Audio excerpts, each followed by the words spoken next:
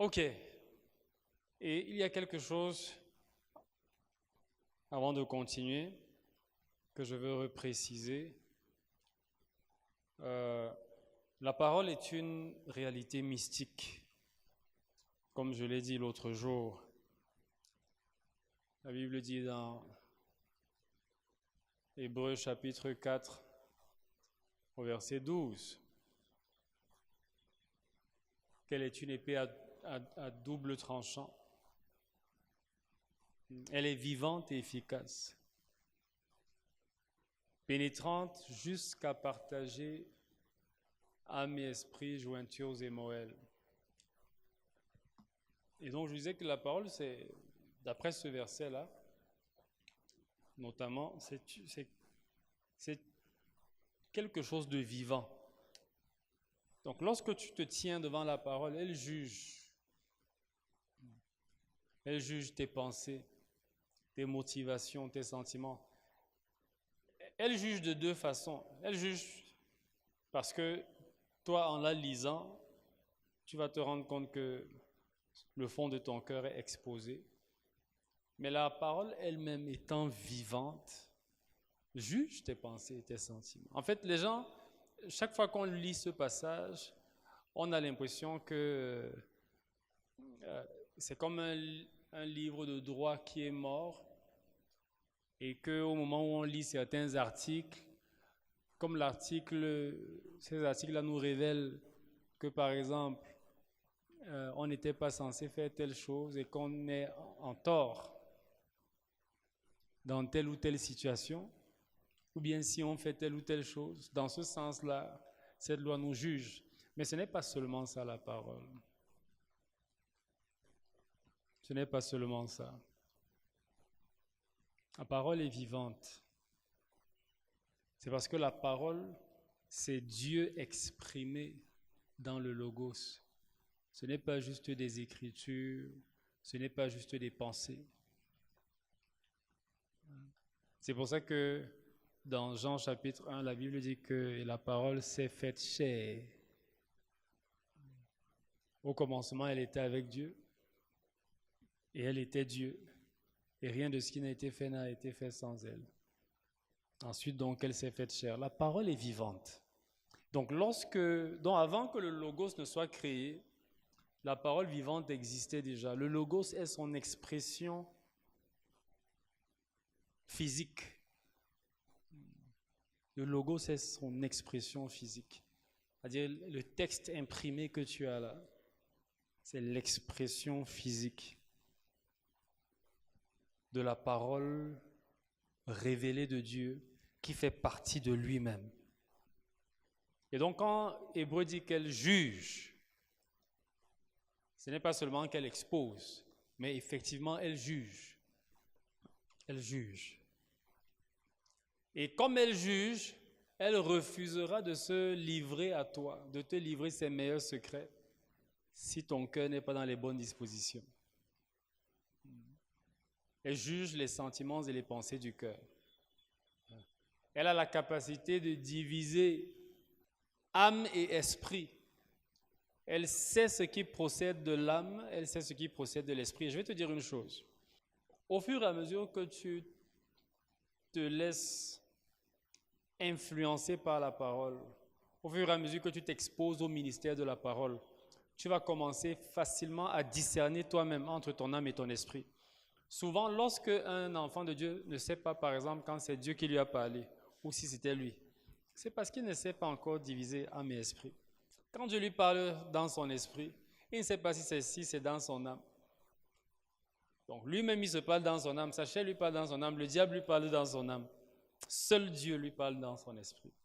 Et donc, lorsque la parole devient vivante en toi, même discerner la voix de Dieu devient plus facile. Manifester les dons de l'esprit devient plus facile. Discerner entre ce qui est de Dieu et ce qui n'est pas de Dieu devient plus facile. Parce qu'elle a la capacité d'effectuer cette division-là. Une autre chose qui a la capacité d'effectuer cette division, c'est le parler en langue. Quand tu commences à beaucoup parler en langue, au fur et à mesure que tu parles en langue et que tu t'édifies, à un moment, c'est difficile à expliquer, mais quand tu vis ça, tu le sais. Tu peux faire la différence entre ton esprit et ton âme. Parce que ton homme intérieur, ton esprit prend tellement vie, il est tellement... il commence à remonter à la surface, il prend le dessus sur l'âme et sur le corps. Et donc tu deviens plus conscient de lui. Et c'est pour ça aussi que certaines choses de l'esprit peuvent plus facilement se produire. Une autre preuve que le parler en langue aide à la division de l'esprit et de l'âme, c'est que tu peux être en train de parler en langue, ton esprit est en train de prier, mais avec ton âme, tu es en train de lire un roman, tu es en train de regarder la télé, tu es en train de cuisiner, tu ne perds pas le fil, tu ne te décourages, tu ne te déconcentres pas. Moi, souvent, même quand je parle en langue, c'est comme si à un moment ma concentration augmente même. Le parler en langue ne me distrait pas, parce qu'il opère une division entre l'esprit et l'âme. Il muscle tellement l'esprit que je commence à le ressentir séparément de l'âme. Donc la parole de Dieu aussi fait ce travail-là. C'est pour ça que si tu investis beaucoup dans le parler en langue et dans la parole de Dieu, c'est une combinaison explosive pour ta vie spirituelle, pour ta croissance spirituelle. Explosive. Il n'y a personne qui fait ça, qui investit dans ces deux-là. Et rien ne se passe dans sa vie. C'est pas possible.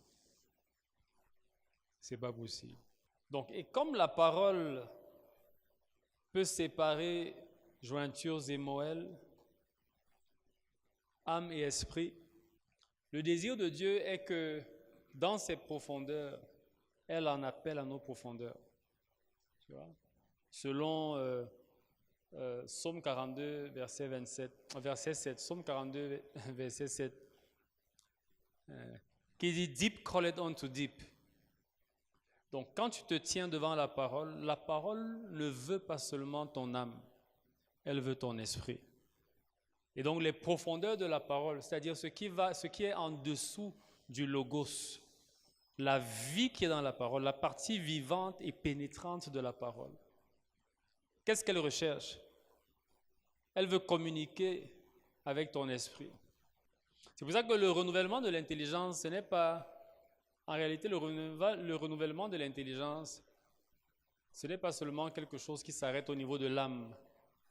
Quand on parle de l'âme, on parle de l'intellect, des émotions et quoi encore là, et de la volonté. Voilà les trois composantes de l'âme. Dans ton âme, il y a ton intellect, il y a tes émotions et il y a ta volonté. Mais maintenant, dans ton esprit, il y a ton cœur. Le cœur est la partie mystique de l'être humain qui en réalité est le lien entre l'âme et l'esprit. C'est pour ça que la Bible dit, si tu crois dans ton cœur, c'est dans le cœur, c'est là-bas les profondeurs. Donc, quand les profondeurs de la parole touchent les profondeurs de ton être, ton esprit, et donc la Bible appelle l'esprit dans le contexte de la communication avec Dieu, de l'interaction avec Dieu. La Bible appelle l'esprit le cœur. Le cœur appartient à l'esprit. Le cœur ne fait pas partie de l'âme. Et dans certains versets, un jour on pourra, ça fait longtemps que je n'ai plus enseigné dessus, mais il y a plusieurs versets où le cœur et l'esprit sont utilisés de manière interchangeable. Et c'est donc pour ça qu'il est important que dans ton interaction avec la parole de Dieu, que ce que tu lis descende de la tête, donc de l'intellect, au cœur. Ce n'est que dans le cœur qu'il y a transformation. Ce n'est que dans le cœur qu'il y a la vie de Dieu. Donc souviens-toi du principe, les profondeurs appellent les profondeurs. La partie vivante de la parole de Dieu veut communiquer avec ton esprit. Dieu ne veut pas que quand tu ouvres ta Bible, que ce soit juste ton cerveau qui communique avec le logos. Il veut que ce soit ton cœur qui communique avec la parole vivante. Et le meilleur moyen d'y arriver, c'est de bien te disposer. C'est pour ça qu'on a passé le temps qu'on a passé mardi dernier à poser la bonne fondation. Alléluia. Donc on va continuer à partir de là. J'écoutais le docteur Dina Karan ce matin en priant. Le père là m'a fatigué. Il chante les références bibliques. Ça coule, ça coule, ça coule, ça coule, ça coule, ça coule. Au moment où il dit quelque chose, il cite 7 versets, 6 versets, 8 versets. Aïe, aïe, aïe, aïe. Alléluia. Dis à ton voisin, il faut que la parole prenne vie en toi. Que les profondeurs de la parole touchent la profondeur de ton être. Si tu ne maîtrises pas, si tu ne comprends pas, n'assimiles pas et ne vis pas selon les fondements qu'on a posés la semaine dernière, tu vas toujours rester dans ces niveaux superficiels. Donc c'est très important. C'est pour ça qu'il y a beaucoup d'enfants de Dieu qui ne grandissent pas dans la révélation, qui ne grandissent pas dans la compréhension des mystères de Dieu. Ils permettent que tout ce qu'ils entendent dans le monde commence à leur faire douter de la parole, ou bien ils ne développent pas consciemment leur vénération vis-à-vis de la parole. Donc il faut aimer la parole. Il faut l'aimer, il faut l'aimer. Pendant plusieurs années, même maintenant, ça m'arrive de temps en temps. Mais la parole de Dieu est tellement précieuse à mes yeux. Pendant plusieurs années, souvent je lisais ma Bible à genoux. Je me mets à genoux, j'ouvre la parole. Et à un moment, tu vas te rendre compte qu'il n'y a plus de différence entre quand tu es dans la parole et quand tu es en train de communier avec le Père dans la prière. Parce que quand la parole commence à toucher tes profondeurs, elle te plonge inévitablement dans un état de communion avec Dieu. C'est impossible d'être dans la parole et ne pas être dans la communion avec Dieu. Donc si la parole ne t'amène pas encore dans la réalité de la communion avec Dieu, c'est que tu es encore tu es encore un peu à la superficie, là. Tu es encore à la surface. Tu es encore à des niveaux superficiels. Tu vas te rendre compte que quand tu entres dans la parole et que tes profondeurs commencent à toucher ces profondeurs, facilement tu commences à entendre la voix de Dieu. Moi, il y a des moments où ça devient difficile même de lire. Dieu ne fait que me parler. Dieu ne fait que me parler. Parce que dès que je touche, il va me dire, mon fils, en passant, arrête-toi, note ceci. Le Saint-Esprit commence à parler à profusion. Tu as l'impression que depuis un certain temps, tu n'entends plus clairement la voix de Dieu. Pardon, lis beaucoup ta Bible ces temps-ci. Passe du temps dans les Écritures. Ça va restaurer la voix de Dieu dans ta vie. Au-delà de ta vie de prière, qui est hyper importante. Donc si tu combines les deux, là, je t'assure que tu auras une croissance continue avec le Seigneur. Je ne sais pas comment les gens font pour lire la Bible et ils n'entendent pas Dieu leur parler. Je ne sais vraiment pas. Donc, ayant posé ces fondements importants, voyons quelques principes importants pour bien étudier la Bible. Principe 0, parce que je ne le cite pas encore, mettons principe 0. Après, on va voir principe numéro 1, principe numéro 2, principe numéro 3. Ça, c'est le principe numéro 0. Pour bien étudier la Bible et bien l'interpréter, principe numéro 0, ce sont les dispositions pratiques que tu dois prendre. Avoir une routine, instaurer une habitude, de préférence quotidienne, avec les Écritures.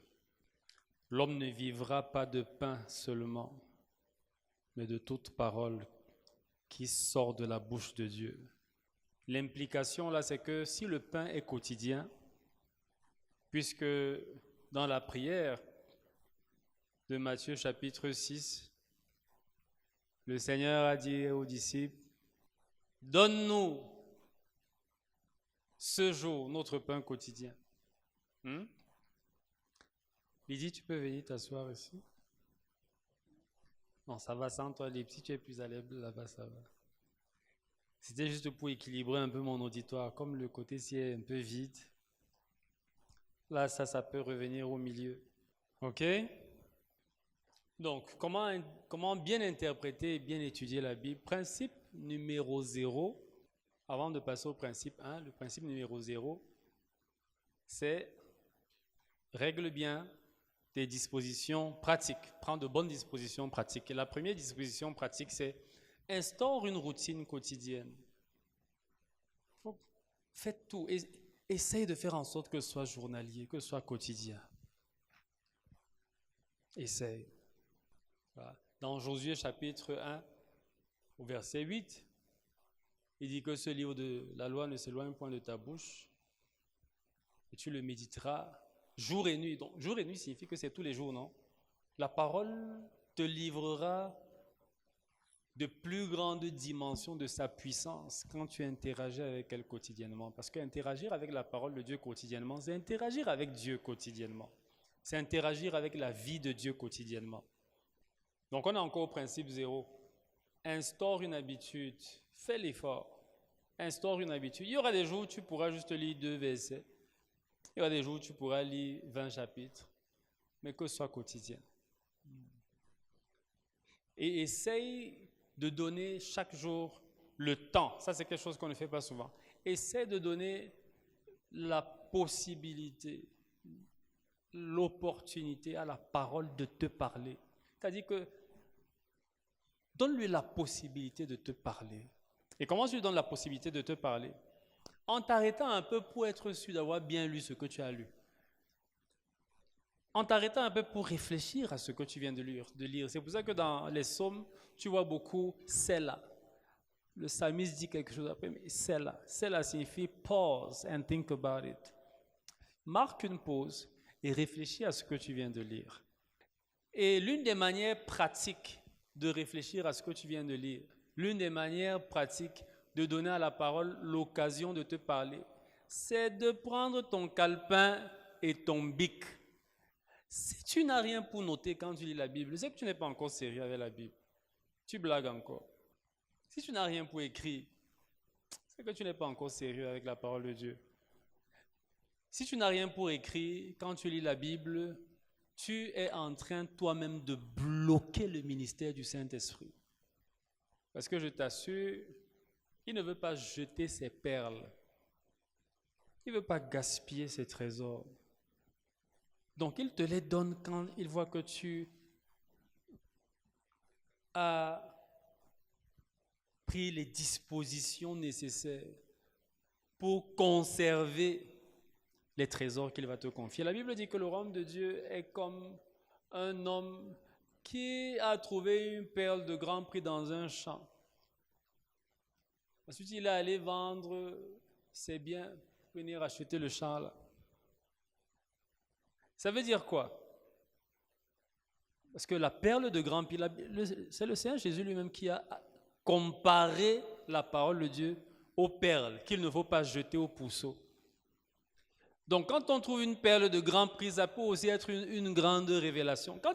Il y a des choses qui sont profondes, qui vont transformer ta vie. Ce sont des perles de grand prix. Et dit que parfois, il faut que tu vends quelque chose pour conserver ça. Donc, tu fais quoi pour conserver les perles que le Seigneur veut te donner? Et moi, ce que j'ai appris avec le Saint-Esprit, c'est que quand je n'ai rien pour écrire, il ne me parle pas beaucoup. Il va dire un peu. Surtout quand je suis en train de lire les Écritures. Et maintenant, si je suis en train de marcher ou de penser à quelque chose et qu'il commence à me parler et que je ne fais aucun effort pour trouver le moyen de commencer à enregistrer ça, même vocalement avec mon téléphone ou bien avec l'application de prise de notes de mon téléphone, si je n'ai pas un calepin ou bien mon laptop, si je ne prends pas vite des dispositions pour commencer à noter ce qu'il me dit, le fleuve s'arrête, il s'arrête de couler parce que sinon on sera gaspillé. Donc, pour bien étudier ta Bible et bien l'interpréter, la première chose que tu dois faire, c'est bâtir les bonnes habitudes déjà. Instaure les bonnes habitudes dans ta vie. Fais l'effort de lire la parole tous les jours et prends les dispositions pour la conserver lorsqu'elle t'est donnée. C'est-à-dire, donne l'occasion au Saint-Esprit de te rendre ministère. donne la possibilité à la parole de te transformer. Et tu lui montres donc que tu es prêt en prenant ton calepin. Ne me dis pas que quand l'Éternel a parlé à Abraham, il n'avait pas de calepin. Il n'y avait pas encore les imprimeries à l'époque là, il n'y avait pas le bic à encre. Mais Paul qui a écrit un tiers du Nouveau Testament a dit, je crois que c'était Jean-Marc, que s'il te plaît, en venant, apporte-moi mes parchemins. Je pense qu'une des raisons pour laquelle Paul a eu le plus de révélations dans le Nouveau Testament, c'est parce qu'il avait la discipline de l'Écriture. Dieu aimait Pierre et Jean, mais il aimait beaucoup Pierre. Mais ancien pécheur de son état, et n'ayant pas le réflexe de l'écrivain, il y a beaucoup de choses. Dieu n'allait pas lui dire beaucoup de choses par rapport à Paul. Paul avait la discipline de l'écriture. Il y a des disciplines que si tu développes, Dieu va te dire plus parce que tu as développé cette discipline. C'est aussi simple que ça. Si tu développes la discipline de souvent essayer de conseiller les enfants de Dieu, parce que tu développes cette discipline-là, Dieu va te donner plus de sagesse dans le conseil. Il y a des choses qui augmentent dans ta vie parce que tu as instauré la discipline qu'il faut pour ça. Si tu instaures la discipline de prier tous les jours, Dieu va augmenter la grâce de la prière dans ta vie. C'est aussi simple que ça. John Wesley a dit, le feu ne descend pas sur vos vies. Il n'y a pas le feu sur vos autels de prière parce que vos autels de prière n'ont aucune structure, n'ont aucune discipline. Tu n'as pas dit à Dieu. C'est quoi un autel? Un autel, c'est quelque chose où on a dit que Seigneur, ici, là, c'est ici qu'on veut te... Donc, pour John Wesley, il dit, tu fixes une heure à laquelle tu pries tous les jours. Tu es en train de donner une structure.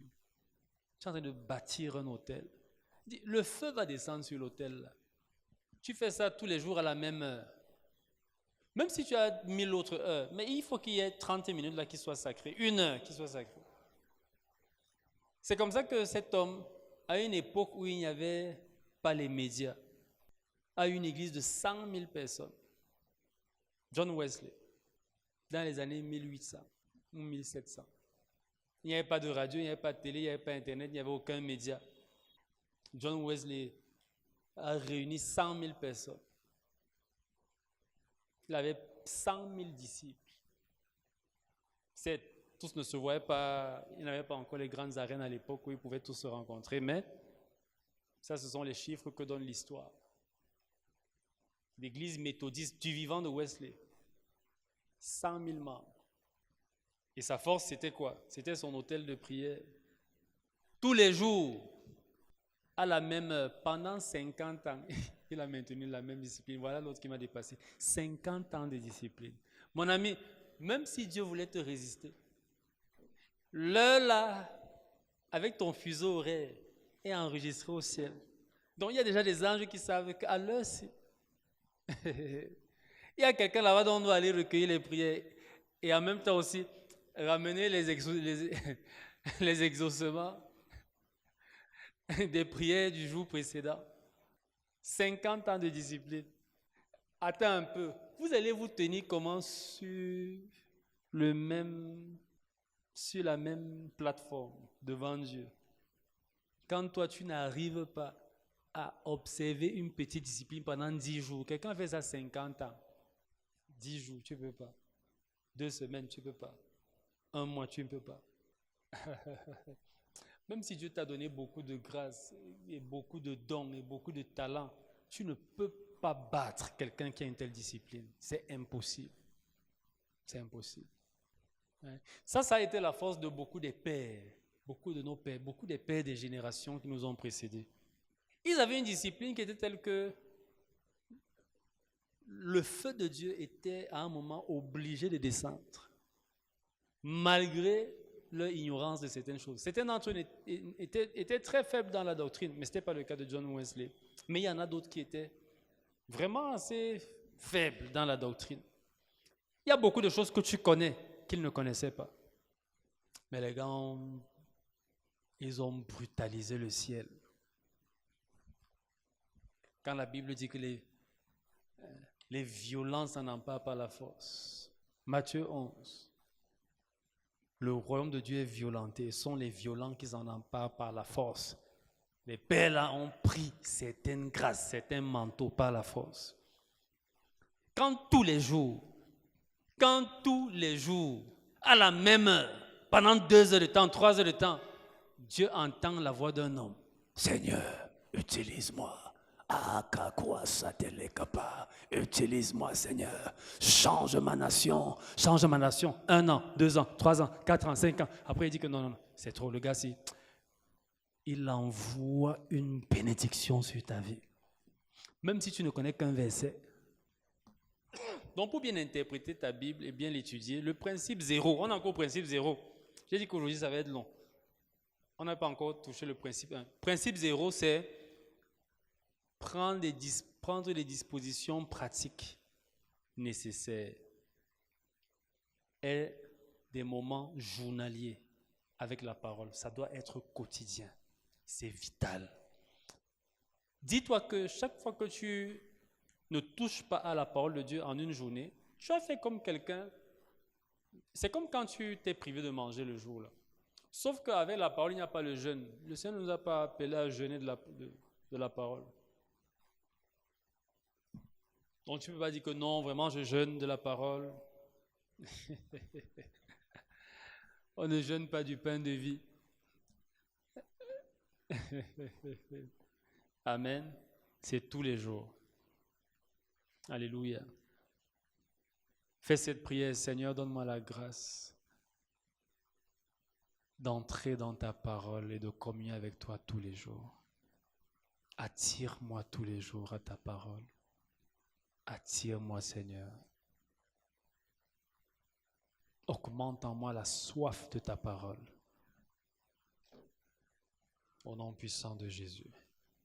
Amen. Ok. Quelqu'un peut penser à une autre disposition pratique. Je crois que c'est ça. Tu le fais quotidiennement. De 2, la deuxième chose, j'avais dit quoi? Tu donnes l'occasion, la possibilité au Saint-Esprit de te parler et à la parole de Dieu de te parler en ayant de quoi noter. Ok? Maintenant, ça c'est principe 0. Maintenant, on passe au principe numéro 1. La semaine dernière, j'avais déjà commencé à toucher certains de ces principes-là, mais là, donc certains versets que j'ai cités la semaine dernière vont quand même revenir, et puis il y a d'autres versets qu'on va voir. Donc le principe numéro 1, lui je l'ai mentionné la semaine dernière. Il faut croire en l'autorité et en la véracité des Écritures. Tu ne peux pas bien interpréter et bien étudier la Bible si tu n'es pas convaincu qu'elle est vraie, si tu n'es pas convaincu qu'elle est complète, si tu n'es pas convaincu qu'il ne lui manque rien.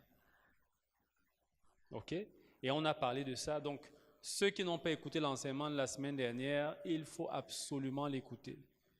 Parce que je te dis comment le Seigneur a révélé dans l'Écriture que la Bible que tu as en main là est complète. Que ces 66 livres qu'il y a dans la Bible éternellement, selon le canon divin, pas 67. Et on a parlé de 2 Timothée chapitre 3, verset 16, qui dit que toute écriture est inspirée de Dieu et est utile pour enseigner, corriger, etc., etc. Instruire. Ok? Maintenant, ajoute 2 Pierre chapitre 1, verset 19. 2 Pierre 1, 19. Je ne sais pas citer ça en français, je vais essayer de traduire ce qui est dans ma tête. Mais c'est un verset très connu. Donc, ouvrons quand même, ouvrons. Il faut qu'on lise ça bien, comme l'enseignement est en français. 2 Pierre. Oui, tu peux lire. En anglais, ça dit « We also have a more sure word of prophecy ». Je ne sais pas, la Bible française dit ça comment? Ok. Maintenant, je vais te montrer un mystère dans ce verset. Hein? Vous voyez ce que je disais tout à l'heure à partir de Psaume 42, verset 7. Deep calleth unto deep, les profondeurs appellent aux profondeurs. Et je te disais que la parole de Dieu veut livrer ses profondeurs, donc la parole vivante. Elle veut toucher tes profondeurs. Et tes profondeurs, c'est ton esprit. Et ton esprit est représenté par ton cœur. C'est pour ça que la parole doit venir dans ton cœur. C'est pour ça que la foi doit être dans ton cœur. Car si tu crois dans ton cœur que Jésus est ressuscité d'entre les morts, alors tu seras sauvé. Car c'est en croyant du cœur que l'on parvient à la justice et c'est en confessant de la bouche que l'on parvient au salut. Donc, si tu crois dans ton cœur. Donc, et ici, ce qu'il dit là est très intéressant. Dans la version anglaise, c'est encore plus intéressant, mais lis quand même là-bas. Lis la deuxième partie. Je voulais déjà parler du début du verset. En anglais, ça dit « We have a more sure word of prophecy ». Là-bas, ça dit à peu près la même chose, mais ça présente ça sous un autre angle. Oui, ça dit que nous avons cru en la parole des prophètes, nous l'avons considérée comme certaine, donc elle est sûre. OK? Donc en anglais comme en français, le message ici, c'est que la parole là est sûre. Tu peux lui faire confiance. C'est sure word. What the prophets have prophesied. That is inspired by scripture. It's a short word. La parole des prophètes est certaine. Donc la prophétie là, elle est certaine, elle est sûre. Tu peux lui faire confiance. Mais maintenant, écoute la suite. Et il dit, whereunto we do well to take heed, as unto a light that shines in a dark place until the day dawn and the day star arise where? In your heart. Lis ça en français. Donc, suis-moi attentivement. Donc, il dit, la parole, ta Bible là, elle est sûre. Et vous faites bien de lui prêter attention. Comme une lampe qui brille dans les ténèbres. Elle brille dans les ténèbres et vous lui prêtez attention jusqu'à ce que, laisse-moi te dire quelque chose, ça c'est un principe très puissant pour être efficace dans les Écritures, pour permettre que l'Écriture te transforme. N'oublie pas, le rôle de ton étude biblique, le rôle de ton interaction avec l'Écriture, c'est d'être transformé, c'est de le connaître. Ce n'est pas d'abord pour faire le ministère. OK? Il dit, vous faites bien de lui prêter attention jusqu'à ce que l'aurore commence à poindre et que l'étoile du matin se lève où? Dans votre cœur. Aïe!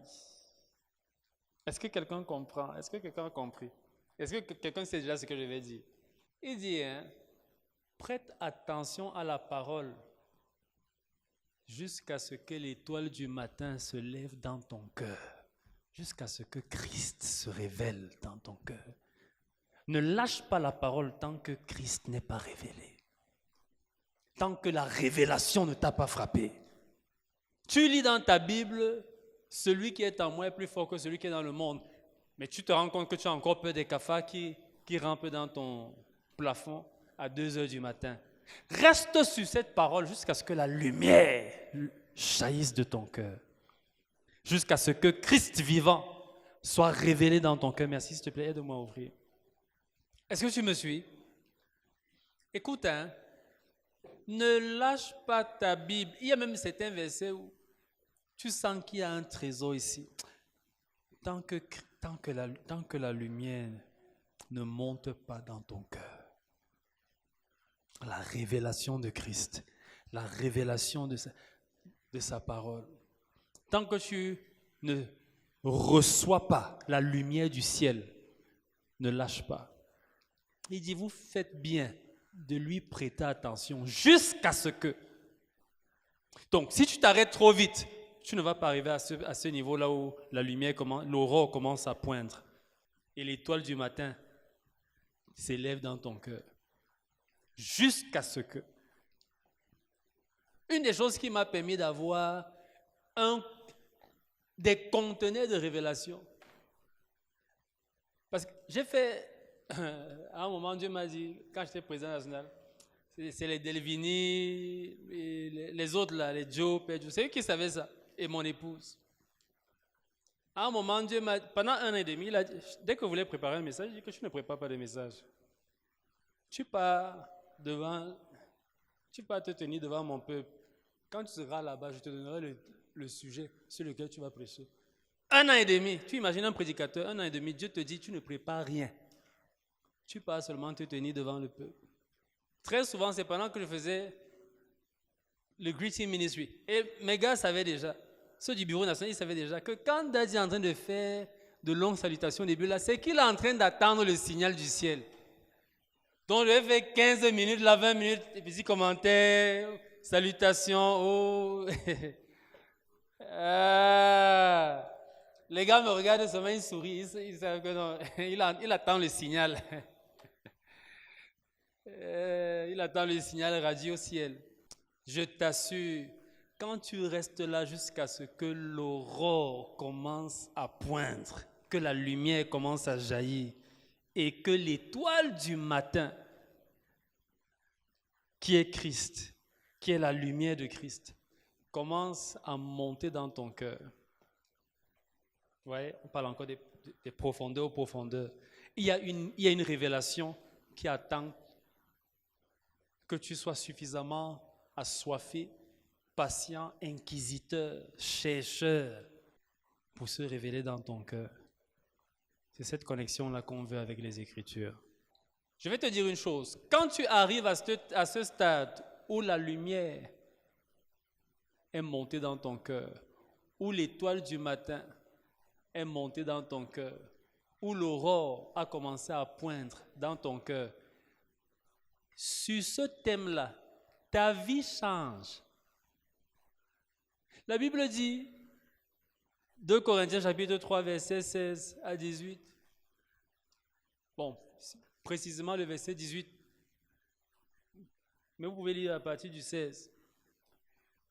Il dit, alors que nous le contemplons, nous sommes transformés. Donc, quand il n'y a pas de transformation, il n'y a pas de contemplation. Tu ne peux pas me dire que tu as la révélation de la parole et rien ne change en toi. Ce n'est pas possible. Tu ne peux pas me dire que l'aurore s'est levée. Tu ne peux pas me dire que l'étoile du matin est montée dans ton cœur.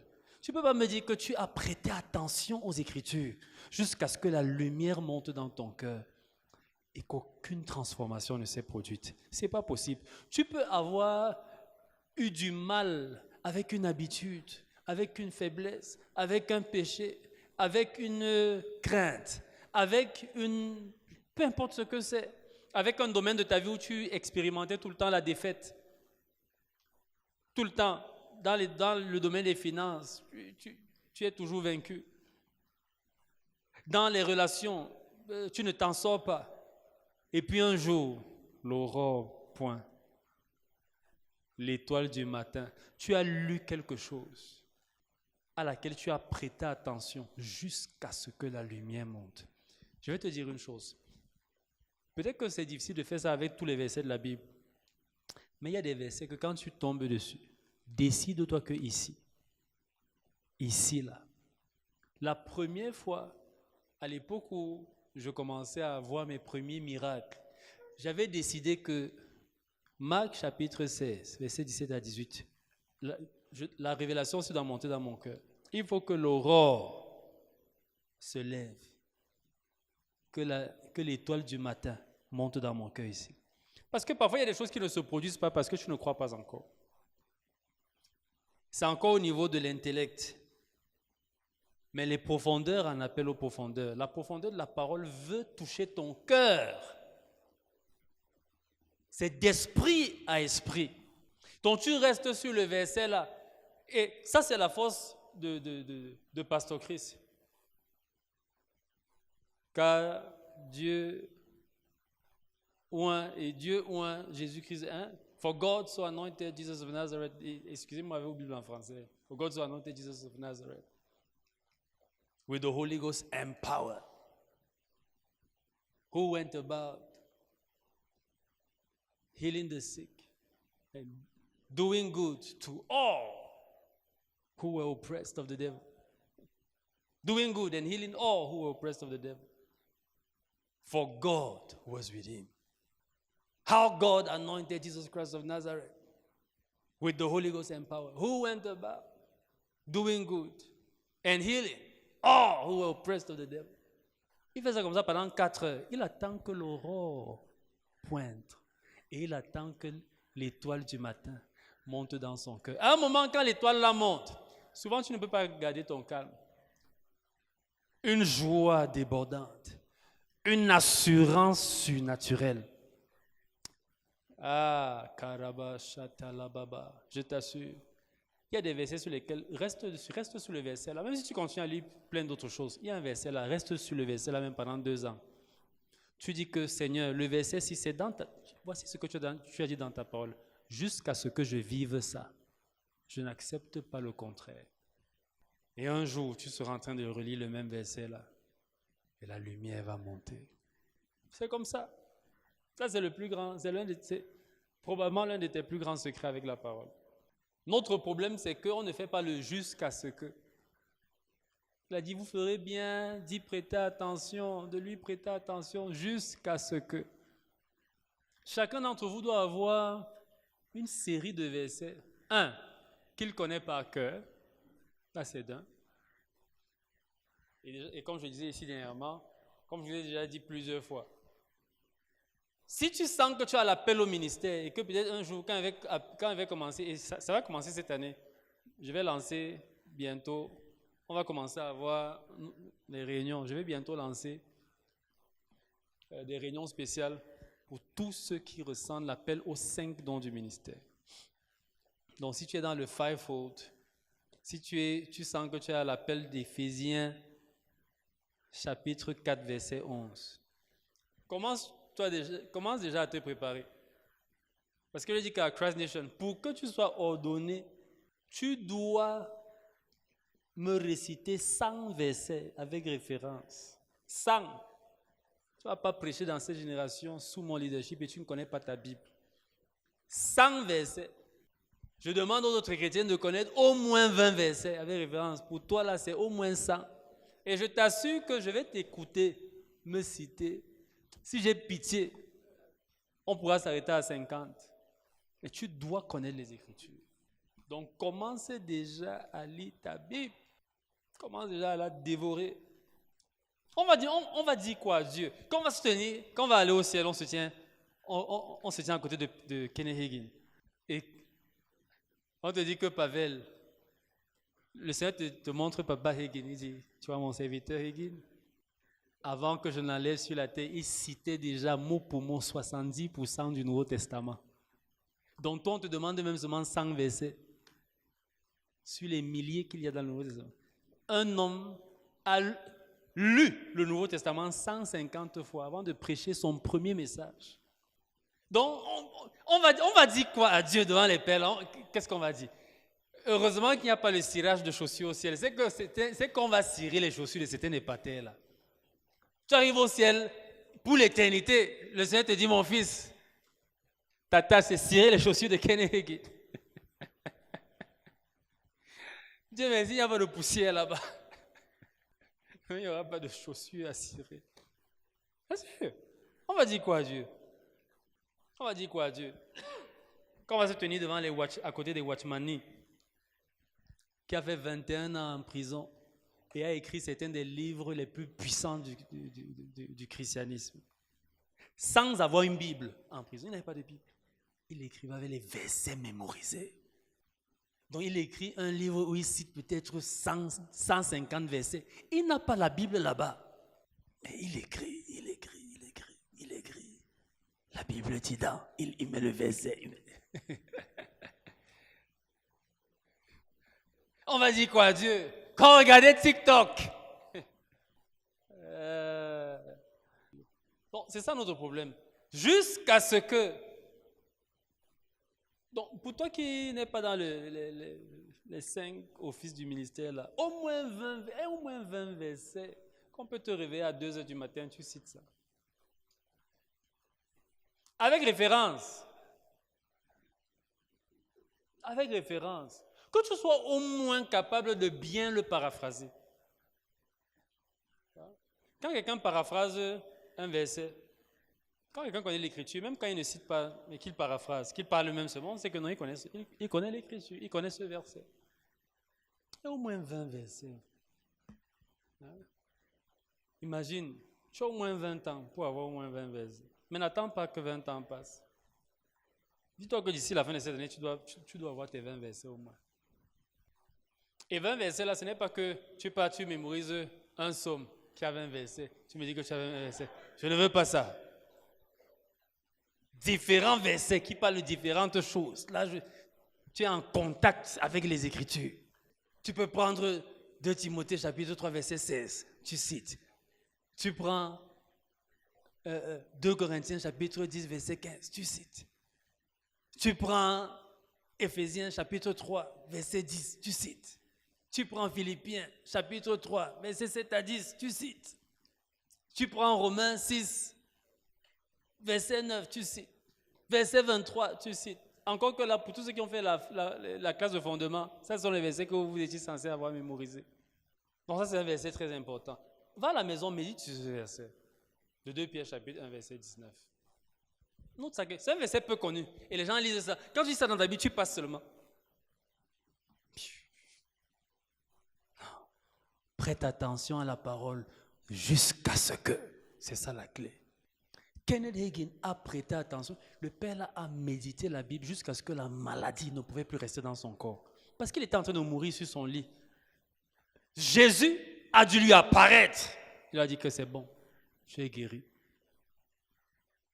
Il a tellement médité, il a commencé à méditer, à avaler tous les versets qui concernaient la guérison jusqu'à ce que la guérison s'est seulement manifestée. Le Seigneur lui a apparu et c'était la fin. Je vous ai déjà raconté comment, à un moment, j'ai tellement médité sur la réalité et l'infaillibilité de la présence de Dieu dans ma vie. Donc, pendant que je priais, j'ai fait ça sur une bonne période. C'était pour convaincre mon cœur, avoir une révélation, parce qu'on le sait, Dieu est toujours avec moi, on le sait. Mais il y a un moment où ça doit devenir une révélation. Donc, pendant que je prie, je dis, Seigneur, je te rends grâce. Parce que tu es présent avec moi dans cette chambre. Tu es aussi présent ici qu'au ciel. Tu n'es pas plus présent sur ton trône qu'ici, avec moi. J'ai pris l'habitude de dire ça. Un matin, je suis en train de prier comme ça et je rends grâce au Seigneur pour sa présence. Et je répète la même phrase là, Seigneur, tu es aussi présent ici avec moi maintenant que tu l'es au ciel. Tu n'es pas plus présent au ciel. Tu n'es pas plus présent sur ton trône qu'ici. Il n'y a pas un endroit où ta présence est plus concentrée qu'ici. Après, elle dit, Seigneur, comme tu es présent, touche ma main. J'ai tendu la main comme ça, j'ai senti la main physique de Jésus me toucher. La révélation produit inévitablement des manifestations. Le Seigneur m'a touché. J'étais seul dans ma chambre, porte fermée. Une main physique et une présence qui a envahi ce lieu. Mes genoux ne pouvaient plus me porter. Dès que j'ai senti sa main sur la mienne, boum, c'est comme si tes genoux, pour que tu restes debout dans la présence, il faut qu'il t'en donne la grâce. Je t'assure, il faut qu'il te donne la grâce. Surtout certaines dimensions de rencontre. Parfois, il peut juste t'apparaître, tu es en songe, il n'y a pas de souci. Mais que tu es debout, éveillé. Je ne dormais pas. Ce n'était pas le songe, ce n'était pas la vision. Il m'a touché physiquement. C'est là où tu as l'impression que subitement, tu as des jambes en papier pour porter ton torse de 50 kilos.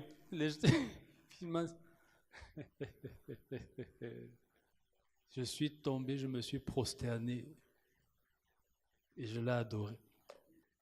Donc, reste, demeure. Il y a une révélation à laquelle il faut que tu t'accroches. Accroche-toi. Il y a une parole à laquelle il faut que tu t'accroches. Toutes les paroles sont pour toi. Mais il y a des paroles en particulier. Parfois, ça peut être pour une saison parce qu'il faut que tu aies la victoire dans ce domaine. Accroche-toi jusqu'à ce que.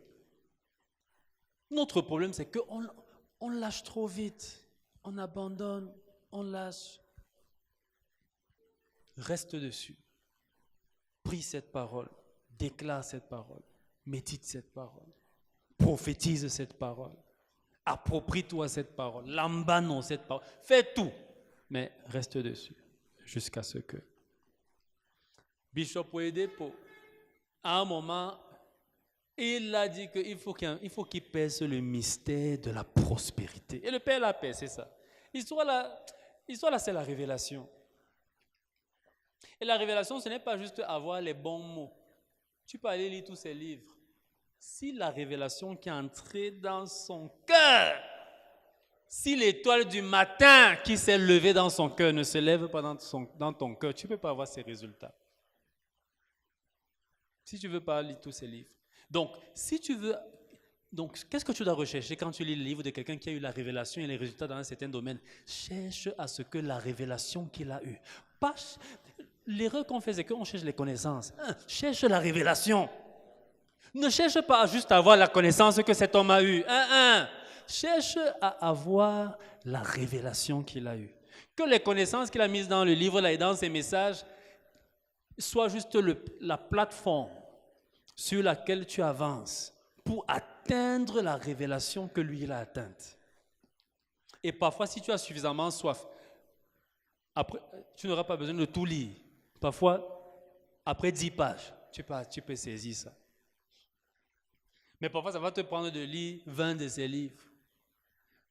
Bishop Oyedepo a lu tous les livres de Kenneth Copeland. Tout. Parce qu'à l'époque, là, quand il cherchait à comprendre le mystère de la prospérité biblique, Kenneth Copeland était l'un des pères de la révélation là sur la terre. Un pater qui a offert près de 20 jets. Lui, quand il est content avec un de ses collègues hommes de Dieu, il dit que man of God, take plane. Toys. Il appelle les avions ses jouets. Ce sont les jouets. Donc, que le Seigneur te fortifie. Je sais que toi, tu offres encore les babilles, il n'y a pas de souci. On va arriver, tu vas arriver. Mais Kennedy, Bishop Oyedepo a lu tous les livres de Kenneth Copeland, tout. Il a lu tous les livres de Kenneth Hagin, tout. Il a tout lu. Il a dit que l'onction de je veux que tout ça. Et un jour, déjà, au fur et à mesure qu'il lisait, la révélation augmentait. Et un jour, Dieu lui-même lui a parlé. Et il a dit, I've got it. I can never be poor. Quand la révélation entre, mais une chose aussi que j'ai apprise avec la révélation, c'est qu'il faut l'entretenir. Et on entretient la révélation comment? En l'utilisant, en restant dans son application. Continue à marcher dedans. Continue à marcher.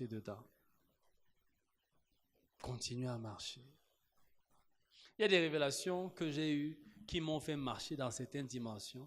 Mais après, comme j'ai pris les vacances du ministère et que j'ai cessé de m'exercer dans ces révélations, la Bible dit « Exercise yourself unto godliness ». Exercez-vous à la piété. Exerce-toi aux choses de Dieu. Exerce-toi. Pratique-les. Quand tu te rends compte que tu as prié pour quelqu'un qui était possédé, que le démon l'est sorti. Pardon, cherche beaucoup de possédés. Oui, pour t'exercer, plus tu t'exerces. Il y a des jours où certains vont résister, il y a d'autres. Mais plus tu t'exerces, la révélation grandit. La grâce augmente. Et après, tu commences à aller chasser avec le petit doigt, comme Christ à kilomètre. À un moment, la révélation de chasser les démons est montée dans mon âme. Je chasse ça ne doit pas durer plus de 30 secondes. Parce que j'avais dit que Seigneur, je n'ai pas vu dans les Écritures que tu as parlementé, négocié avec un démon, même avec le cas de possession le plus violent de la Bible, le possédé de Génézareth. Ou c'est Génézareth, non, ou de Gadara. Ça dit que ça comment en français? En anglais, c'est Gadara. Je crois qu'en français, c'est Génézareth, quelque chose comme ça. Qui avait la légion. Même là, il n'y a pas de discussion. Donc, à un moment, j'ai dit que Seigneur, il ne faut pas que je me fatigue les cordes vocales. Parce que je voyais comment dans notre assemblée, à la Mission du Plein Évangile, à l'époque où j'étais, pendant mes années d'étudiant à Boya, je voyais souvent comment, quand un possédé vient à l'église, dès que la personne manifeste un peu les démons là, on essaie d'abord de chasser dans la grande église, le démon ne sort pas. Après, il y avait une petite porte, petite pièce. À la fin, on l'amenait là-bas avec le groupe des intercesseurs. 2 heures de temps, come out, rekababa, ikababa, come out. Ah, j'ai dit que Seigneur, je ne veux pas ça. I don't want to be associated with this. Je refuse l'autre-ci. Je n'ai pas vu ça comme ça. Si je chasse le démon et qu'il ne sort pas, mieux je laisse. Je ne dois pas faire plus de 2 minutes là. Si ça ne sort pas, ça reste d'abord. Mieux je pas gêner et prier. Peut-être que c'est le genre qui ne sort que par le jeûne de la prière. Mieux. Mais il faut que quand je suis devant cet esprit, il doit m'obéir. Le Seigneur dit, vous chasserez les démons, pas vous négocierez avec eux, vous les chasserez. Comment est-ce qu'on chasse quelqu'un? Il y a la politesse dedans, il y a la négociation dedans. Tu le chasses. Get out. Il a dit, vous marcherez sur les serpents et les scorpions. You will trample them on the feet. Vous leur marcherez dessus. Pour marcher sur un ennemi, ça veut dire qu'il n'y a pas contestation. Si on dit que le Brésil a marché sur le Cameroun à la Coupe du Monde, même comme ça n'a pas été le cas, mais je prends juste l'exemple. Si on dit que le Brésil ou bien la Russie avait marché sur nous, 4-1. Si on dit que la Russie a marché sur le Cameroun, ça veut dire qu'il n'y a pas eu match. Vous leur marcherez dessus. Donc, tu prends certains versets comme ça. Pour toi, par exemple, qui est ministre et qui veut commencer à grandir dans le ministère des malades, dans le ministère de délivrance, etc. Tu cherches tous les versets qui concernent ça. Tu ouvres les versets là. Tu cherches les messages où on explique les versets là.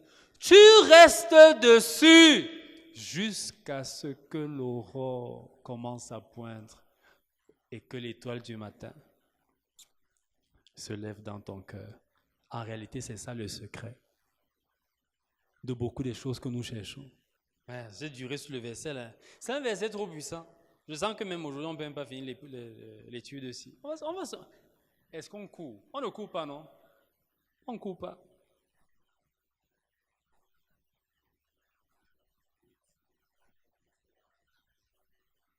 Yes! On doit attendre, on doit demeurer, persévérer, jusqu'à ce que l'aurore pointe, jusqu'à ce que l'étoile du matin se lève dans nos cœurs.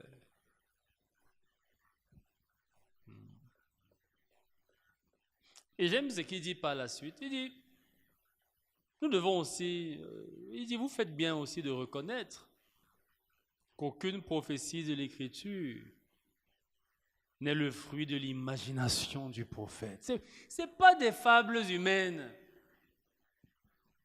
Ce n'est pas un homme qui est resté là et puis... Non, ce n'est pas des fables humaines. C'est la parole même de Dieu.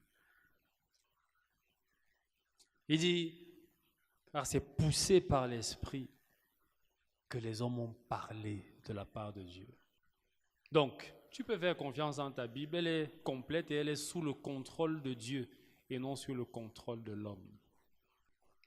Là, je vais sauter une ou deux petites choses là.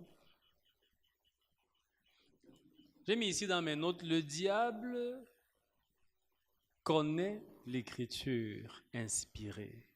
Il connaît l'écriture. Il sait qu'elle est de Dieu. Et il sait quelle est sa kryptonite.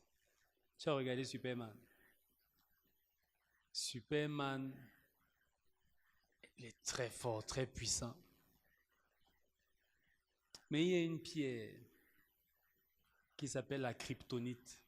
En présence de kryptonite, Superman perd ses pouvoirs. Il s'affaiblit. La parole de Dieu, c'est la kryptonite de Satan. Il n'est pas sans pouvoir.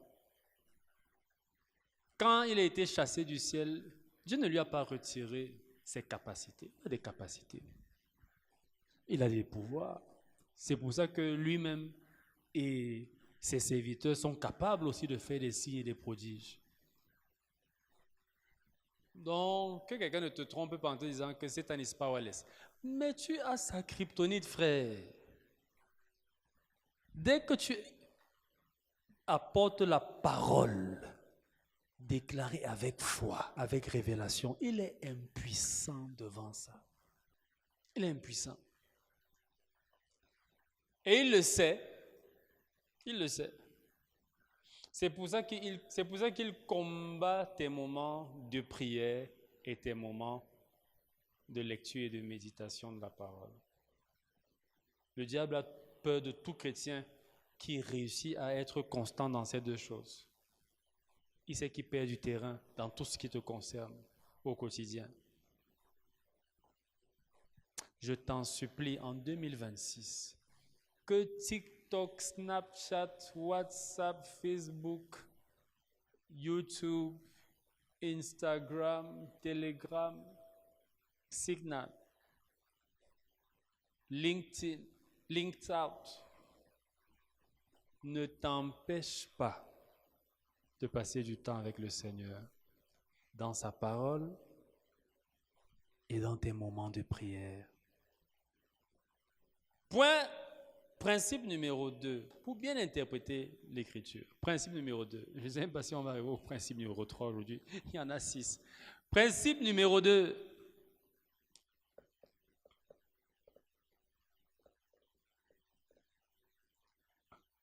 Les vérités les plus essentielles n'ont pas besoin d'interprétation. Ça, il faut que tu saches ça.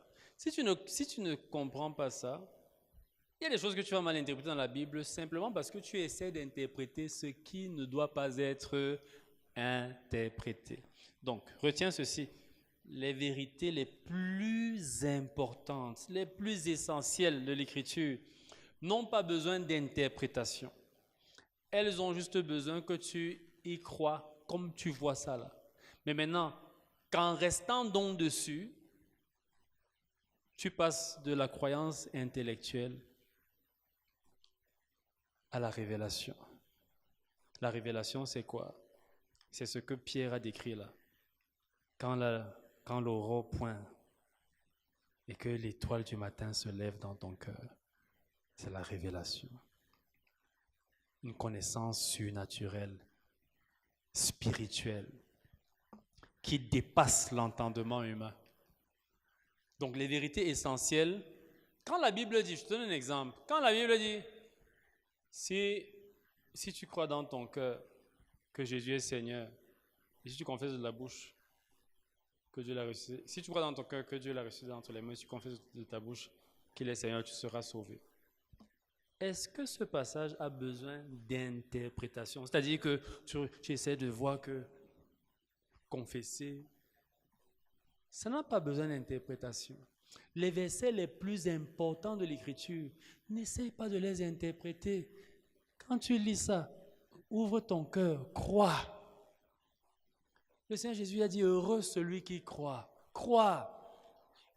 La plus grande partie de la Bible n'a pas besoin d'être interprétée. La plus grande partie de la Bible a besoin qu'on y croit. Parfois, les gens qui essaient d'interpréter, ce sont les gens qui ne croient pas. Il y a des choses qu'on n'interprète pas. Regarde par exemple les sécessionnistes. Pas les sécessionnistes, les cessationnistes. Donc les gens qui croient en la doctrine selon laquelle les miracles, les appels, selon Éphésiens 4, 11, ont cessé. Dieu n'a plus d'apôtres, il n'a plus de... Et ce qui est drôle avec les cessationnistes là, c'est qu'ils choisissent ce qui a cessé. Mais ce qui les arrange, ce qui ne les met pas devant la responsabilité d'une consécration haute. C'est ça qu'ils mettent de côté, c'est ça qu'ils acceptent. Mais ce qui les met devant leur responsabilité, non. Parce que si quelqu'un dit que les apôtres ont cessé, dans la même liste où il y a les apôtres, on a aussi mentionné les pasteurs. Pourquoi crois-tu que le ministère pastoral continue et que le ministère apostolique s'est arrêté alors que c'est dans la même liste? Il donna les uns comme apôtres, prophète, évangéliste, pasteur et docteur. Donc, si tu dis que apôtre et prophète n'existent plus, enlève tout. Pourquoi tu t'appelles pasteur? Donc, c'est de l'hypocrisie, c'est de la malhonnêteté intellectuelle, de la malhonnêteté théologique. Donc, la plupart des versets les plus importants pour la marche chrétienne, en réalité, on n'a pas besoin de les interpréter. Et le bon enseignant, ce n'est pas celui qui va venir, c'est celui qui va venir te donner la révélation, te communiquer la révélation sur les choses claires de l'Écriture. Et il peut renforcer ça en te prenant d'autres versets, connecter ça pour mettre couche sur couche, pour que ce qui est clair et simple, que ta foi en cela soit renforcée. Donc quand tu lis, voici les signes qui accompagneront ceux qui auront cru. En mon nom, ils chasseront les démons. Quand tu lis ça, ça a besoin d'interprétation.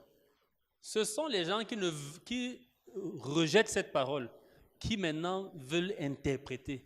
Parce que leur interprétation, c'est pour trouver des raisons de ne pas faire ce que ce verset dit. Les vérités les plus essentielles de l'Écriture n'ont pas besoin d'interprétation. Quand tu lis Éphésiens, presque aucun verset d'Éphésiens n'a besoin d'interprétation. Il y a quelques-uns où on peut dire que bon, peut-être que je ne comprends pas bien ce que c'est que la justification.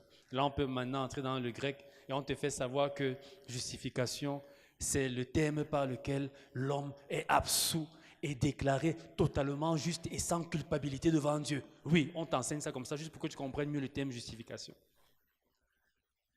Mais la plupart, pas besoin d'interprétation.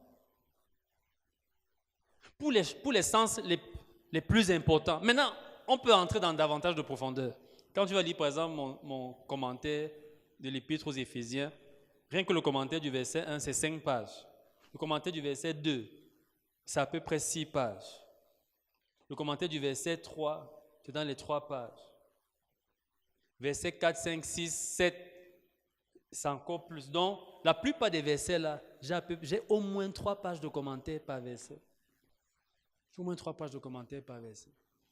C'est parce qu'il y a des choses qu'on peut creuser. Mais ce qu'on peut creuser là est moins important que ce que tu vois déjà en lisant.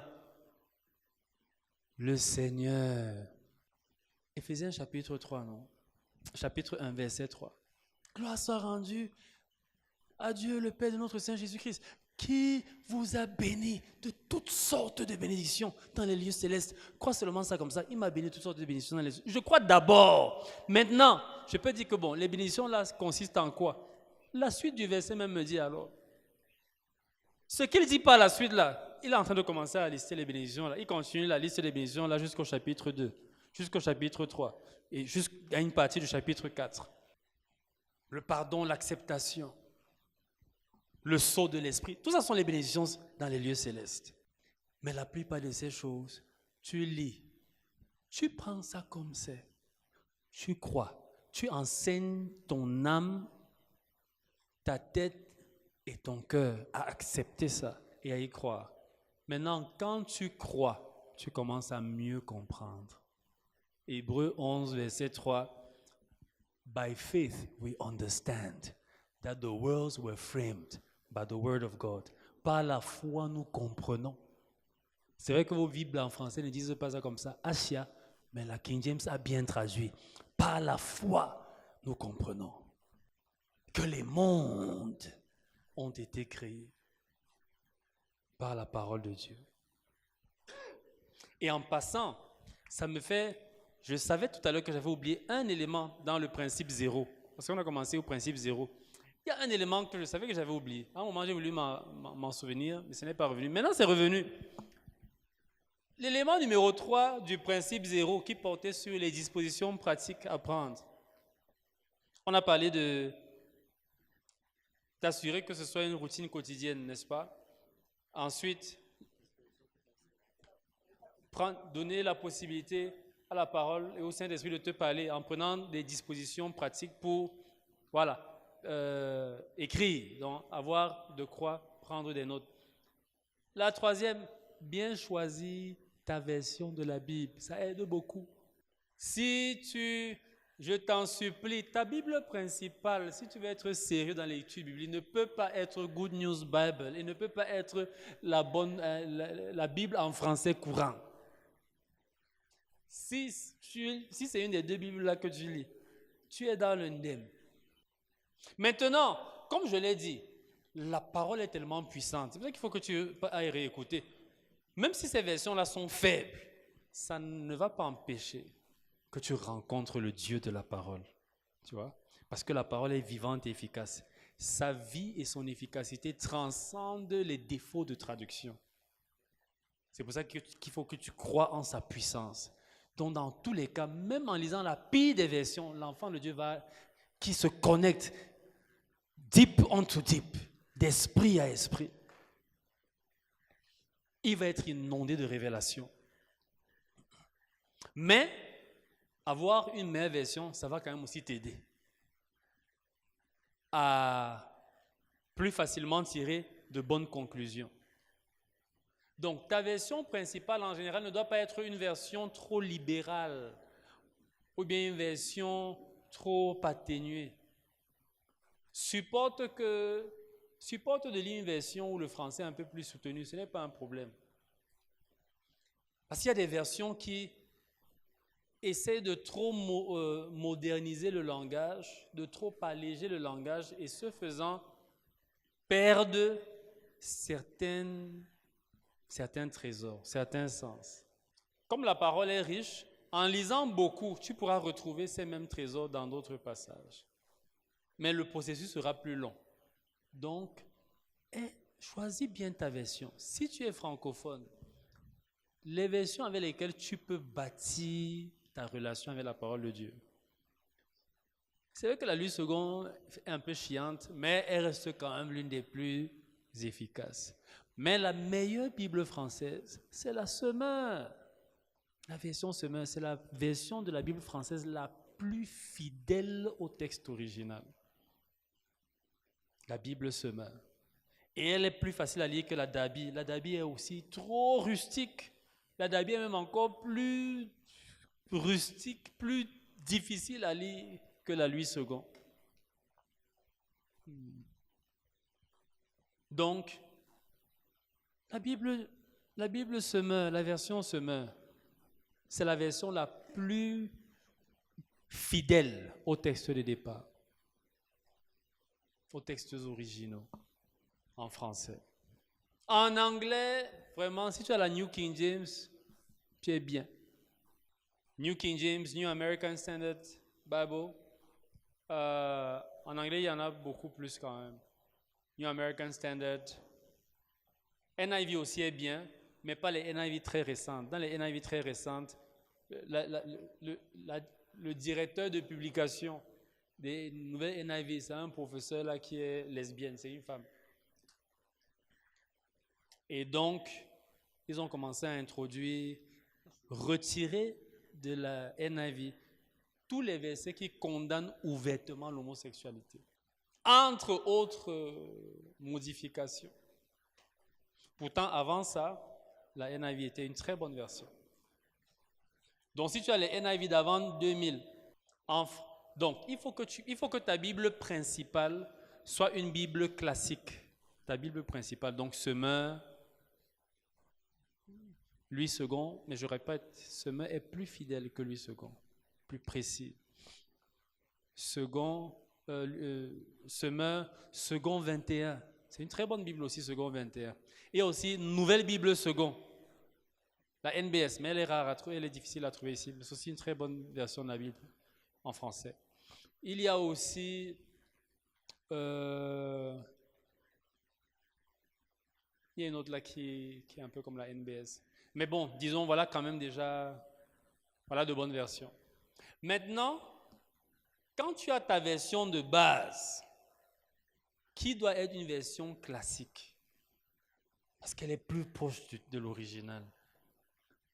Quand tu as cette version-là, maintenant tu peux avoir une deuxième version plus libre, plus souple ou bien plus explicative.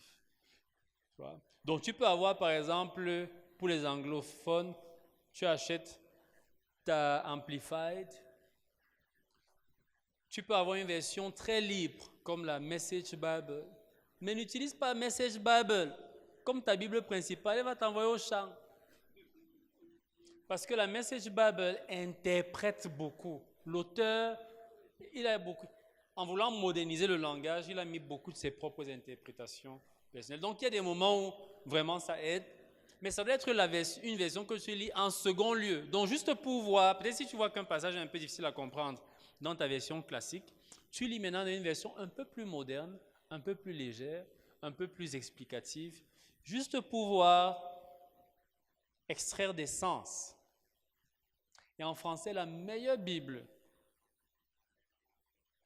que tu peux ajouter à ta version de base, c'est Parole vivante. À ne pas confondre avec Parole de vie. Parole vivante. C'est une version magnifique. Et au passage, j'ai toujours recommandé Parole vivante aux traducteurs parce que c'est une Bible superbement bien écrite. Le français dans Parole vivante est un chef-d'œuvre. C'est tellement exquis pour les gens qui aiment le bien dit. Et il n'y a rien qui bat Parole vivante dans la langue française. Non, Parole vivante n'a pas l'Ancien Testament, ce n'est que le Nouveau Testament et les livres prophétiques. Il avait commencé, il a fait prophétie vivante, où il a fait quand même la plupart des livres prophétiques. Et puis, poésie vivante, qui est voilà, livres poétiques, cantiques, psaumes et proverbes. Mais ils sont vendus séparément. Et on ne les trouve même pas ici. On ne les trouve pas ici. Mais ils sont disponibles en ligne gratuitement, en e-book. Je veux dire gratuitement et légalement. Sur le site même de l'éditeur, c'est gratuit, en e-book. Même sur Amazon, c'est gratuit. Prophétie vivante, poésie vivante et parole vivante. Mais il faut télécharger l'application Kindle pour pouvoir. Okay? Donc, choisis bien ta Bible et une Bible de base et puis une Bible secondaire. Si tu as parole vivante et une des autres versions là, tu es à l'aise. Ou toi qui lis en français, tu es à l'aise. C'est une bonne combinaison de deux versions. Maintenant, tu n'as pas besoin de Bible en français courant. C'est une perte de temps quand tu peux avoir d'autres Bibles. Comme en anglais, tu n'as pas besoin de la Good News Bible. Tu as ta New King James, tu as Amplified, tu as the Living Bible, very good Bible, Living Bible. Living Bible. Très bonne Bible. Very powerful version, Living Bible. You have Message, mais avec la Message, il faut faire attention. La Message, par exemple, l'auteur, c'était David qui l'a encore là, son nom, ou Peter qui l'a, j'oublie même. L'auteur de la Message, un bon chrétien, très grand linguiste, mais il ne croit pas aux démons. Donc ça fait que dans la Message, quand tu arrives aux endroits où on parle d'un démoniaque, la Message dit est psychic. Donc quelqu'un qui a des problèmes mentaux. Donc quelqu'un qui dans sa vie ne lit que la Message, il va manquer l'enseignement biblique sur les démons et chasser les démons. Donc dans la Message, quand Jésus rencontre le type qui était habité de la Légion, le pâté de la Message dit est psychic. On peut dire que bon, c'est un fou. Donc, ça fait que il faut que peut-être un jour, même quand c'est un frère, mais il faut peut-être qu'un jour, le frère a une vision. Un petit démon vient lui dire que tu dis quoi? Il va aller changer. Il va aller changer ça. Tu dis que frère, on possède quelqu'un, tu dis qu'il a des problèmes mentaux. D'abord, tu sais même pas que les problèmes mentaux, là, c'est nous qui sommes derrière ça. Ah ouais, donc. Et psychic. Donc, cette version a beaucoup été critiquée pour ce genre de choses. Mais bon. Donc, ça fait que quand tu lis ces versions libres-là, tu dois lire en connaissance de cause. Ne les lis pas aveuglément. Ah, je ne sais pas. Tu sais que le truc, c'est que le père, là, elle-même aussi, il est aussi cessationniste. Donc, il y a des choses que, là où il ne pouvait pas contourner, il a quand même mis. Mais dans les cas, c'est-à-dire dans la pratique maintenant, dans la plupart, il ne disait pas les démons. Même dans Actes, quand Philippe, la Bible dit que Philippe, que plusieurs personnes ont été délivrées des démons. Les démons ont été expulsés de plusieurs personnes. Lorsque Philippe est allé où c'est à Lystre. Pareil pour, comment il s'appelle là? Pour Paul. Quand Paul, c'est Acte 19, non? On a mis les mouchoirs qui avaient touché le corps de Paul. Et quand on partait, les poser sur des personnes possédées, les démons sortaient, ils étaient... Le Père là n'a pas mis qu'ils étaient possédés. Il n'a pas mis ça. Mais il avait été trop... Moi, j'ai eu la message il y a longtemps, hein, près de 20 ans. Donc moi, la message que j'avais, ce que je vous dis là, c'est que je n'ai pas lu ça en ligne, c'est ce que moi j'ai vu dans la message. Maintenant, je ne sais pas si entre-temps, il a fait les mises à jour. Parce qu'il avait été énormément critiqué pour ça. Pourtant, les gens appréciaient que non, vraiment, la message, c'est une version extraordinaire. Mais il s'est dit les choses. Quand le Père a dit quelque chose, ça a le goût. Mais, donc si vous ne voyez plus ça, c'est qu'à cause des critiques, ils ont enlevé. C'est ça qui m'avait fait divorcer avec la message. Donc depuis ces années-là, je n'ai plus jamais acheté la message. Par contre, Parole vivante, parmi les versions libres, c'est la meilleure. Elle est extrêmement puissante et extrêmement fidèle en même temps. Donc, Parole vivante, c'est une très bonne version de la Bible. OK. Bon, on a fait principe numéro 2. Donc, le principe numéro 2, c'était quoi? Les vérités les plus essentielles n'ont pas besoin d'interprétation. Je vous assure, il y a beaucoup de gens qui interprètent mal la Bible parce qu'ils veulent tout interpréter. Il y a des choses, n'interprète pas, frère. Prends ça comme ça, crois. Marie, aimez aux femmes comme Christ a aimé l'Église. Prends d'abord ça comme ça et crois ça. N'interprète rien. Maintenant, tu peux commencer à faire une étude et faire la comparaison. Bon, comment est-ce que Christ a aimé l'Église? Tu commences à étudier, à décortiquer. Ça va juste te donner plus de détails. Mais prends d'abord le verset de base tel qu'il est. Il n'a pas besoin d'interprétation. Il peut être développé, mais pas interprété. On n'a pas besoin d'interpréter ça. Prends ça comme c'est. Accepte d'abord. Aujourd'hui, les femmes veulent interpréter. Femmes, soyez soumises à vos maris. Elles veulent interpréter ça. Souvent, les gens veulent interpréter parce qu'ils ne sont pas prêts à obéir. C'est pour ça qu'ils veulent interpréter. Tu n'as rien à interpréter là. Prends ça comme ça. Femmes, soyez soumises à vos maris. Le mari aussi. Mari, aimez vos femmes comme Christ a aimé l'Église. Et c'est donné pour elle. Apprends à te donner pour ta femme. Apprends à te sacrifier pour elle. Prends ça comme c'est écrit là. La femme aussi, n'essaie pas de dire que non, vraiment, il faut d'abord qu'il mérite. C'est s'il est. Il n'ajoute rien. Il n'y a pas ça dans l'écriture là. Si tu as accepté d'épouser le gars là, sois lui soumise le temps que vous êtes mariés. Maintenant, s'il veut te tuer, peut-être pour sauver ta vie, pas. Est-ce que tu me suis? Moi, je te dis, si tu vois que... s'il veut te tuer, pardon, pas. Mais, tant que tu es dans le mariage, là, ne dis pas que... non, aujourd'hui, on veut interpréter ce qu'il ne faut pas interpréter. Et en le faisant, on introduit des choses que Dieu n'a pas dites. C'est pour ça que dans aucune étude, si vous allez faire des recherches, même des livres, quand vous allez voir le principe pour interpréter les Écritures, vous n'allez pas voir le principe ici. Ça, c'est le principe que moi, c'est dans mon étude que vous allez trouver ce principe. Qu'il y a des choses qu'il n'y a pas à interpréter. Pour bien interpréter, ne les interprétez pas. Si vous essayez de les interpréter, vous gâtez. Tu prends ça comme c'est. Écoute, je vais te dire une chose. La Bible dit quoi? Écoute, quand le Saint-Esprit inspirait les épîtres aux apôtres, il ne mettait pas les codes dedans. Ce sont des lettres écrites au peuple de Dieu pour que ce soit simple. Donc 90% des épîtres, ce sont des choses que tu dois prendre comme ça, tu crois.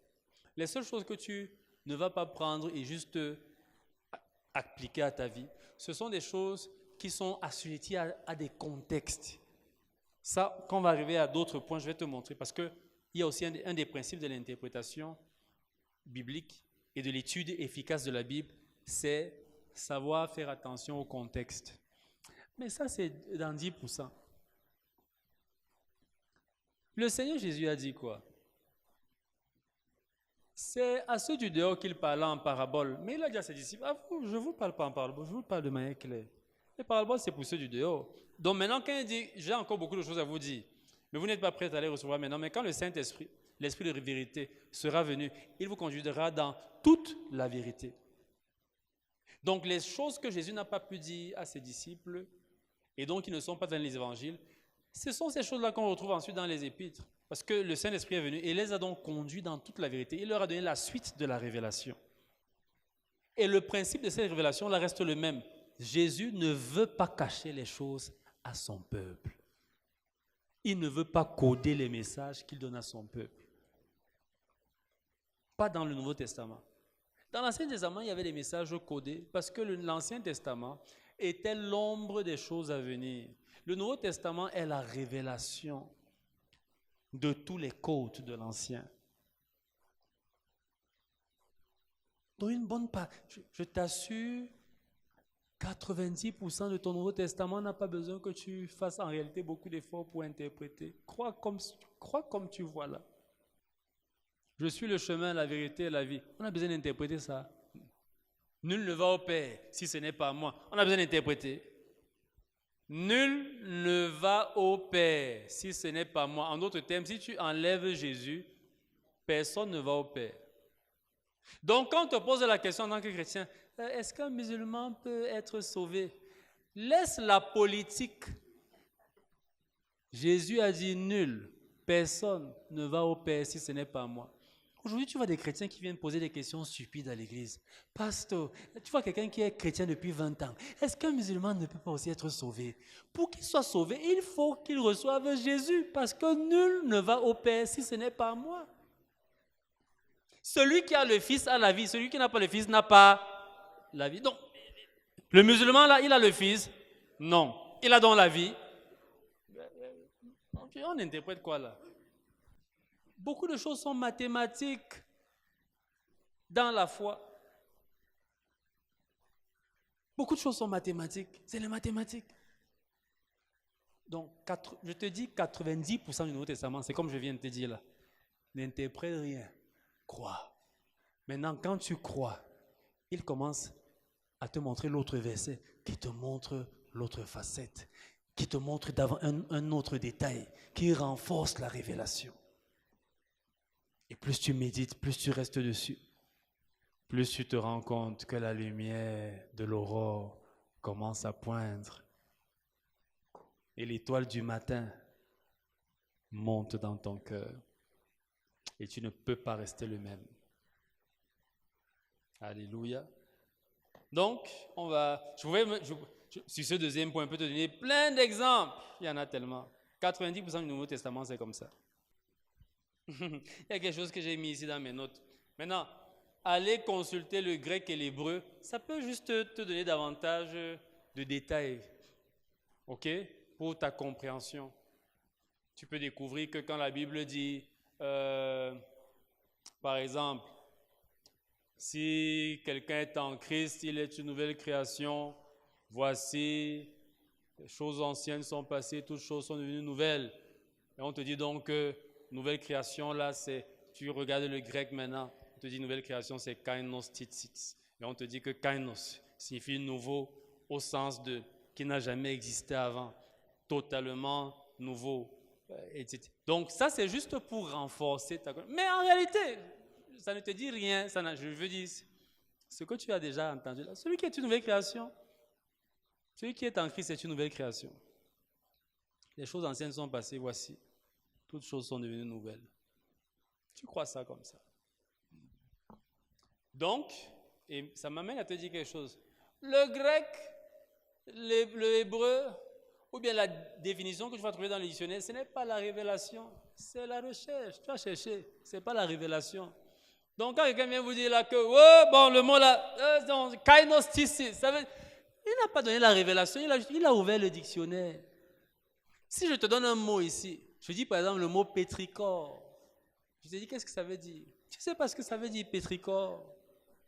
Pourtant c'est un mot français et le même mot existe même en anglais. Pétrichor. Mais tu sais pas ce que ça veut dire. Mais maintenant, tu ouvres le dictionnaire, tu cherches à P. P-E-T-R-I-C-H-O-R, pétrichor. Et tu vois là que c'est l'odeur de la terre qui monte quand il a plu. Tu vois la bonne odeur agréable là. Tu vois, très bonne odeur. On te dit donc que c'est ça, pétrichor. Attends un peu, est-ce que c'est la révélation? C'est pas la révélation. On a ouvert le dictionnaire. On a lu ce qu'il y a dans le dictionnaire. Donc la révélation, c'est quoi? La révélation, c'est quand l'étoile du matin monte dans ton cœur. C'est quand la parole que tu as reçue avec ta tête devient vivante en toi. C'est quand le logos se transforme en réma. Le réma, c'est la parole vivante, efficace. Celle qui te transforme, celle qui amène le logos à la manifestation. Quand le réma arrive, la manifestation est inévitable. La transformation est inévitable. Tu peux avoir un réma ce soir, tu commences à avoir des visions angéliques. Parce que le réma déclenche toujours quelque chose. Tu peux avoir un réma ce soir, tu dévores la Bible comme un soldat qui a été sous le front de guerre pendant 6 mois. Il ne voyait rien d'autre qu'un petit bout de pain, sardine par jour. Et il vient, il retourne de la guerre et il a des buffets devant lui. La manière dont il ne mange pas comme quelqu'un qui était en ville et qui était exposé à toutes ces choses tous les jours. Le gars va manger. Il faut que quelqu'un dévore la parole de Dieu comme ça. Tes vacances vis-à-vis de la parole de Dieu ont trop duré. Allez, rattrapage. Il faut que tu la dévores. Je me rappelle une chanson d'Onel Mala. Il dit, ta parole vaut plus que l'or. Il chante encore ça comme ça. Elle vaut plus que l'or. Ta parole me restaure. Plus que l'or, plus que l'or, plus que les diamants. Oh, j'oublie le texte. Très belle chanson. Je veux t'écouter, ô Père. Parle-moi encore et encore. Je préfère t'écouter et me taire. Car ta parole qui restaure, oh ta parole est une lampe à mes pieds, une lumière sur mon sentier. Elle me donne de l'assurance pour mon salut. Oh, quel bonheur! Je veux tout laisser derrière moi. Alléluia. Donc il faut chercher ça. Tu vas sur Internet, Onel Mala, plus que l'or.